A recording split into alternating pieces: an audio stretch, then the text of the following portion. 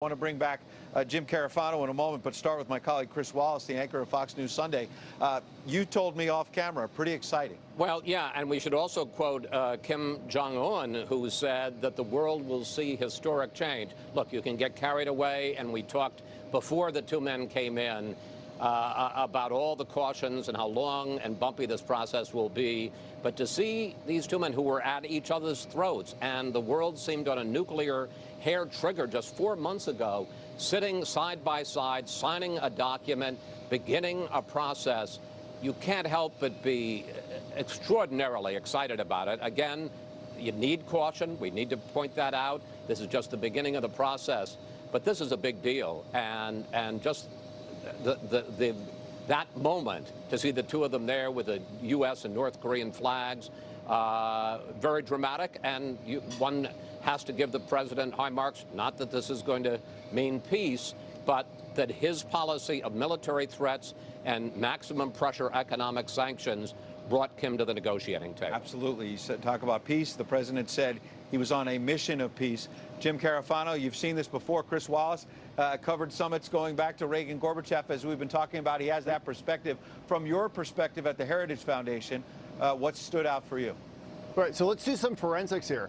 Very little could have gotten accomplished in the time they had these meetings. You know, don't forget they're doing translating. So even if you're trying to do simultaneous translation, almost everything is significantly chopped down. So if you've got an hour meeting, you've got actually about 30 minutes of dialogue. So they only had a couple hours here. There's no way they could put a letter together in that time. So what that suggests, I don't have facts for this, but that a lot of this was baked.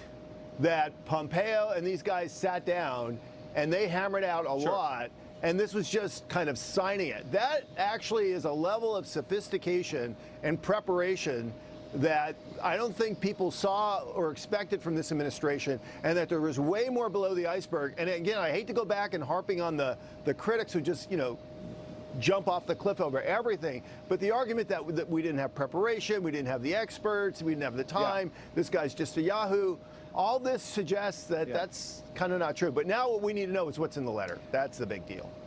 Well, yeah, Jim, devil in details, as we've been saying. But Chris, think back a couple of weeks ago when the president wrote that tough letter to Kim Jong-un. Seems like a smart negotiating tactic in retrospect. But at the time, Nancy Pelosi said Kim Jong-un is having a tickle fit in Pyongyang, and that he's the winner here because the summit was not going to happen. Then it comes back. The president makes a comment at the White House last Thursday, I believe, with Prime Minister Abe of Japan. People left out that he first said, I believe I'm well prepared, but then said, I don't need to be more prepared. I don't need more. I feel like I'm ready to go. And Chuck Schumer, the Senate Democratic leader, said, this is a seat-of-the-pants diplomacy, and the president is not prepared. Seems like he came in ready.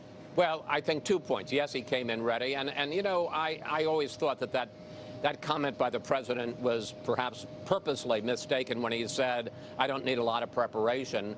What he was saying is, obviously, he lives this every day as the president of the United States. I don't need to bone up on briefing books at the last minute like I'm cramming for a final exam.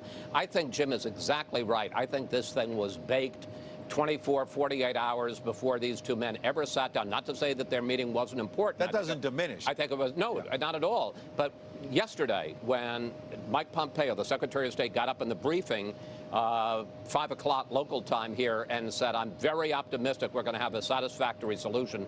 There is no way that a man as careful and as well prepared as Mike Pompeo says that unless he's really confident that they have got an agreement, which I suspect is basically what they signed today. Look, obviously the president and Kim came away thinking that this isn't just what their negotiators have said, that they can do business, they can continue to go forward. But I agree that there was a level of preparation here that had not generally been considered, particularly by the critics of this president. You see, are these live pictures? It looks like these are live pictures again.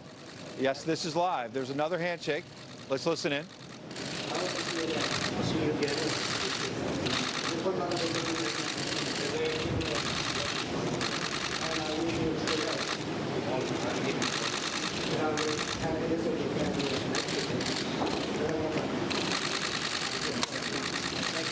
Will you be meeting again, sir? Will you see each other again? We'll meet again. We'll meet many times. Thank you very much, everybody. All right. Is the president waving to the media? Just shook hands. farewell for now, at least, with Kim Jong-un. They're going to go to their respective corners, if you will.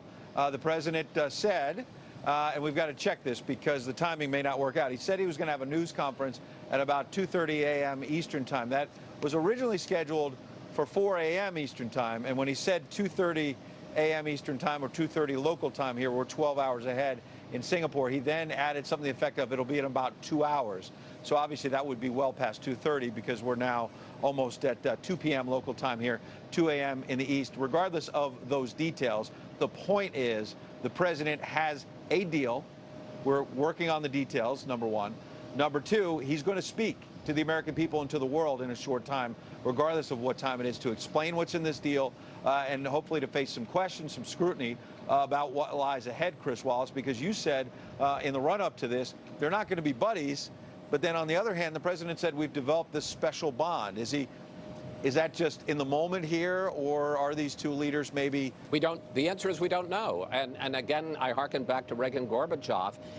They had their first meeting in November of 1985, and things seemed to be on a very positive track.